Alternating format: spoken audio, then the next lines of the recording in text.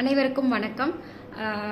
Autism autism babies வந்து பார்த்தீங்கன்னா நம்மளோட கிளினிக்கில் கிட்டத்தட்ட ஒரு 7 குழந்தைகள் வந்து அக்குபஞ்சர் ட்ரீட் பண்ணி இன்னைக்கு வந்து பார்த்தீங்கன்னா நிறைய இம்ப்ரூவ்மெண்ட்டு, நிறைய விஷயங்கள் தன்னைத்தானே அந்த குழந்தைங்க செஞ்சுக்கிறாங்க, பேசுகிறாங்க, ஸ்கூலுக்கு போகிறாங்க அப்படின்ற ஒரு ஸ்டேட்மெண்ட்ஸ் வந்து நம்மளோட கிளினிக்கில் வந்து நம்ம என்ன பண்ணியிருக்கோம், சக்ஸஸ் பண்ணியிருக்கோம்.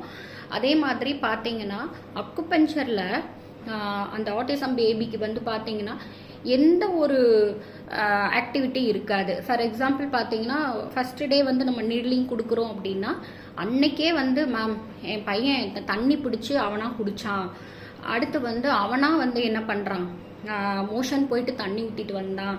இதெல்லாம் வந்து நம்மளுக்கு வந்து ஒரு சின்ன விஷயமா இருக்கும், பட் அவங்களுக்கு வந்து அது பெரிய விஷயம்.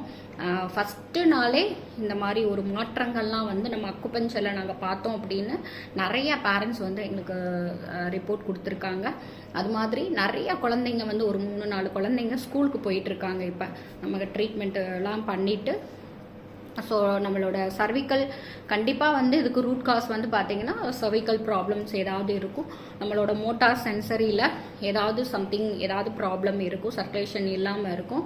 ஸோ நம்ம ஆரிக்லோ தெரப்பி அந்த காதுகளில் இருக்கிற பாயிண்ட்ஸை வந்து நம்ம தூண்டும் போது அந்த குழந்தை அன்னைக்கே ஏதாவது ஒரு மாற்றம், வித்தியாசமான ஒரு மாற்றத்தை வந்து அந்த குழந்தை செய்கிறத நம்ம பார்க்கலாம். ஸோ எல்லாத்துக்குமே நம்ம அக்குபஞ்சரில் மேக்ஸிமம் வந்து பார்த்தீங்கன்னா தீர்வு இருக்குது. தேங்க்யூ.